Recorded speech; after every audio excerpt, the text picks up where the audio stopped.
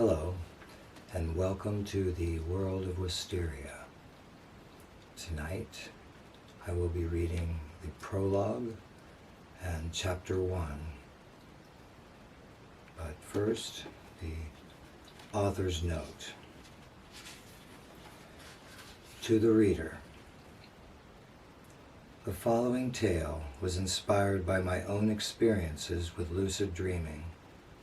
It is a novel, a work of fiction to a large degree, and yet it is a truthful account of what might be. I invite you to share the mind of the central character as he enters the realm of dreams and struggles to comprehend the content as well as the implications of his experiences there. Wysteria, Prologue. Will opened his eyes and stared for a moment at the pale blue ceiling. Yes, he was back in his room and in his bed, and the sunlight peeking through the small gap in the curtains told him it was now well into the morning. He breathed deeply and smiled. Not only had their mission succeeded, the conflict plaguing their dreams for so long had been resolved, finally, and for good. Wysteria could return to what it always should have been, a place of unlimited freedom, unencumbered by strife. As he lay there, reflecting on what the future now held for them, Will caught a scent. The scent. Lilacs. His impulse was to look for her, but that couldn't be the source. Not here, not in this world. Though the blooms in his yard had long since faded, he glanced at the window. As he expected, it was shut. He'd closed it last night, fearing that some noise outside might jar him awake before their task was complete. Then where was it coming from? Was it a phantom fragrance drifting across the border between his two worlds? Will sat up and scanned the room, but saw nothing that might explain the sweet aroma. Could it be, he thought? He slowly lowered his eyes, and in utter disbelief, gasped.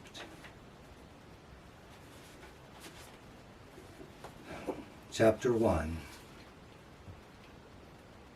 Though it seemed far longer, it was only weeks ago that Will had his first lucid dream, a waking dream, as it's sometimes called. He was sitting in his bedroom, reading over a paper he'd finished earlier that evening. It was late, and his eyes were growing tired. He closed them, leaned his head back in the comfortable chair, and began to doze off. Sleep soon took him, and within minutes, he slipped into the world of dreams. He suddenly found himself standing in the middle of a narrow cobblestone street, lined on each side by a row of quaint buildings 2 or 3 stories tall. It was a foreign, yet somehow familiar scene, rather storybookish, like a fanciful version of an old neighborhood in a European city. There were pedestrians strolling in both directions, dressed in clothes that could only be described as old-fashioned, ranging anywhere from early colonial to late Victorian. 3 women passed by, all wearing full ankle-length skirts and simple white blouses. 2 young men standing in front of a doorway wore gray wool trousers and short brown jackets. Farther down the street, he saw a more elegantly dressed couple walking arm in arm, the gentleman in a black frock coat and tall leather boots, his lady wearing a long red dress with a high collar and fitted sleeves. Will frequently had vivid dreams, But this was altogether different, difficult to describe to anyone who hasn't had the experience. As real as it all appeared, he was fully conscious that it was, in fact, just a dream. He kept expecting to see his surroundings turn to black and disappear, for in the past, the moment he realized he was dreaming, he would immediately wake up. Strangely enough, however, that wasn't happening. Is this really a dream? Will asked himself. It was difficult to believe that the solid-looking world surrounding him existed only in his head and not out there. He looked down at his feet. Yes, those were his shoes. He stamped his right foot firmly on the stone surface and felt the impact. It certainly felt real, both his foot and the pavement. Will then looked at his hands. He stared at his palms for a moment, then rubbed his fingers together and squeezed them into a fist. It felt like his body, and yet it couldn't be, for his body was asleep in his bedroom. He was sure of that. How can this not be me, he wondered, struggling to comprehend what he was experiencing. He knew he hadn't been transported to another place or time in the waking world. There was something different about the quality of the experience. Objects in the foreground seemed clear and vivid, almost too vivid, while the scene in the background appeared somewhat out of focus and fluid. This was not real, nor was it a vision, mystical or psychotic. He was certain it was a dream. It's magical, he thought, looking around him. Assuming he'd be dragged from this world at any moment, Will tried to take in as much as he could. He wanted to make sure he'd remember all of it before he woke up. But as the minutes passed and the scene remained stable, he began to think that he might have some time here. And if so, then this was an extraordinary opportunity, one that shouldn't be wasted. What should I do? He asked himself aloud. The sound of his own voice startled him, and he suddenly felt self-conscious, standing as he was, in the middle of the road, looking completely lost and out of place.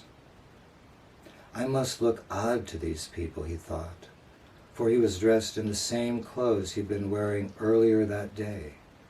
Jeans, a blue short-sleeved shirt, and white tennis shoes. But the citizens seemed to take little notice of him. No one said a word as they passed by, though a few made brief eye contact and flashed friendly smiles. Then, Will noticed a young woman, quite pretty, perhaps in her early 30s, with thick, shoulder-length blonde hair and clear blue eyes. She was dressed in the local fashion, wearing a long green skirt and a white blouse with full sleeves gathered at the wrist. But unlike the other citizens on the street, she was staring directly at him as she approached. When she reached him, the woman stopped and curtsied, lowering her eyes, then looked up at him and smiled. "I believe you want to go that way, my lord," she said, pointing down the street to his left, which he felt for some reason was west. Unsure how to respond, Will gazed at her lovely features, thinking how strange it was that she wasn't flesh and blood. How beautiful, he thought, and for a moment he was tempted to kiss her, just to see what it would feel like.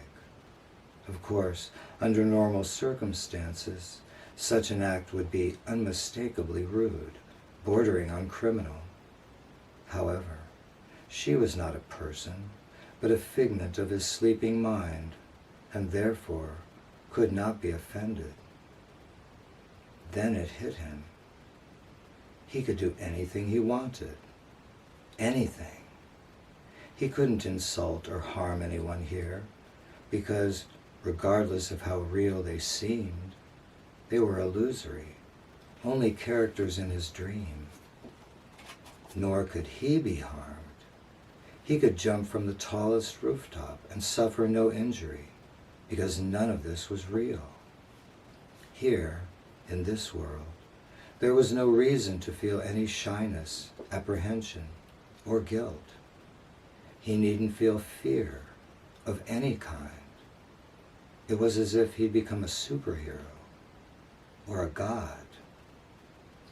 Like a soft breeze blowing away all his cares, a wave of joy passed through Will's body. He felt purified and exhilarated and absolutely free.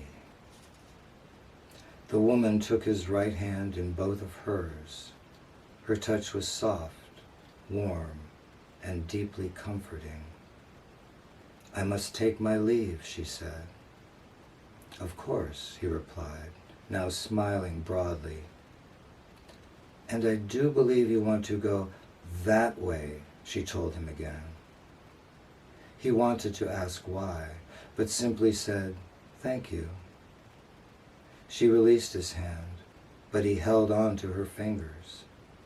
Lifting the back of her left hand to his lips, he kissed it gently. His lovely creation smiled, and Will saw a slight blush appear on her cheeks. "Enjoy the lovely day," she said, disengaging her hand and offering another gracious curtsy. As she turned and began crossing the street, a faint halo of colored light surrounded her. The radiant beauty walked to a small wooden door in the building opposite him, opened it, and after casting him a quick glance over her shoulder, disappeared inside. For a moment, Will was tempted to follow her, but he decided to heed her advice. Very curious, he said to himself. What was it she thought he was looking for? Will began walking in the directions she'd suggested. Since the road turned slightly to the left, about 50 yards ahead, he couldn't tell where it was taking him. But rounding the bend, he saw that it led to an arched gateway that opened into a large courtyard of some kind. When he reached the entrance, Will stepped through the gate and stopped for a moment to survey the new scene. The courtyard was actually a small town square, perhaps 250 feet across, enclosed by buildings with high stone walls. Other than a large fountain in the center, there was no structure inside. The ground was paved with gray flagstones, except for the back left corner, which was slightly raised. Several trees and a few ornamental shrubs grew there, clustered around a stone bench sitting on a carpet of dark green moss. There were a number of people in the plaza, some strolling leisurely, others gathered in small groups, talking and laughing. Occasionally, someone would emerge from one of the doors, carrying a bundle of who knows what. Then, the fountain caught Will's eye. He'd noticed it even before he'd entered the square. But though it was a rather prominent feature, he'd paid it little attention. At first, it appeared somewhat two-dimensional and slightly blurry. However, as he looked more closely, it came into sharp focus. It was made of stone, polished and dark gray, probably granite, with a tall central column from which the water pulsed up into the air before falling into a circular basin, waist-high and perhaps 12 feet in diameter. While not particularly ornate, it was striking. As Will walked toward the fountain, it became more dazzling.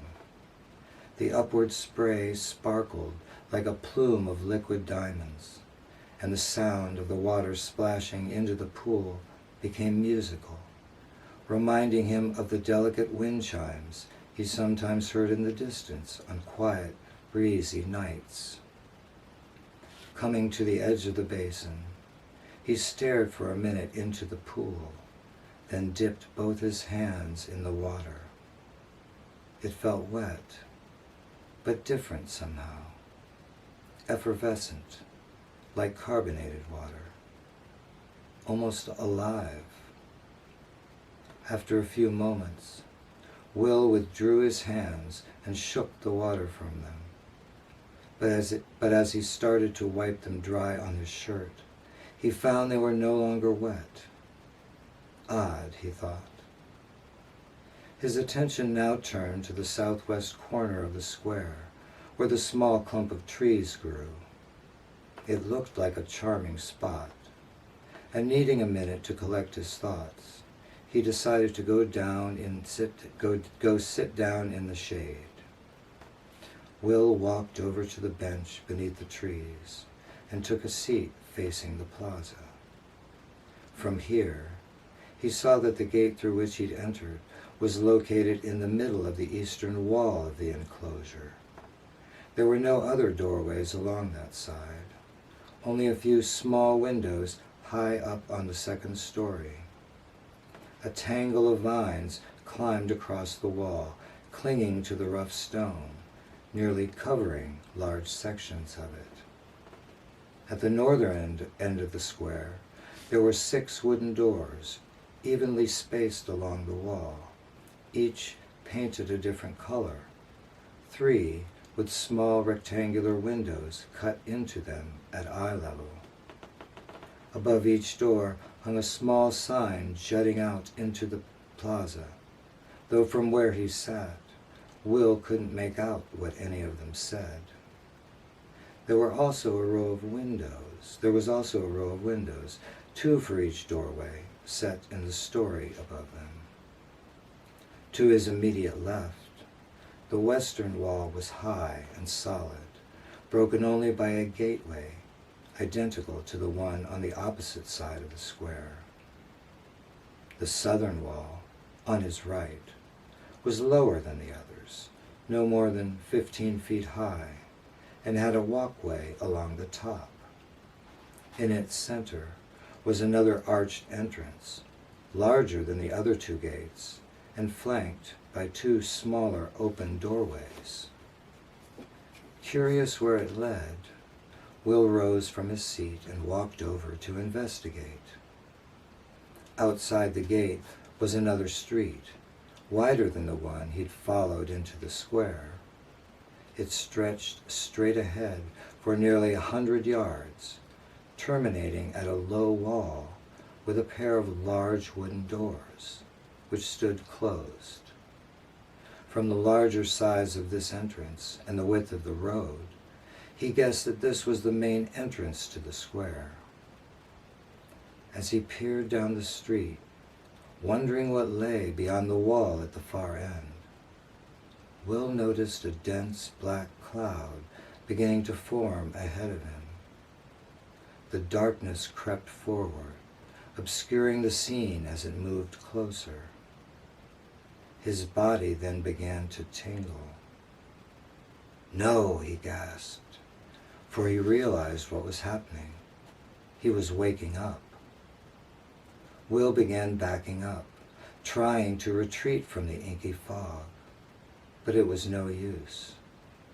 Blackness surrounded him, and his dream world disappeared. A moment later, he woke up, now back in his room, sitting in his chair, with the paper he'd been reading on the floor by his feet. "Oh my God," he said aloud. "That was incredible." Will looked at the clock on his desk and saw that he hadn't been sleeping long, perhaps only 15 or 20 minutes. That was strange, for it felt as if he'd been away much longer than that. Can I get back? He wondered. Thinking it might be possible to return if he could fall back asleep soon enough, he turned off the light and made his way to the bed, trying to hold an image of that world in his mind. Without undressing, he slid under the covers, put his head on the pillow, and closed his eyes. However, though he nodded off quickly, Will did not return to his dream world that night.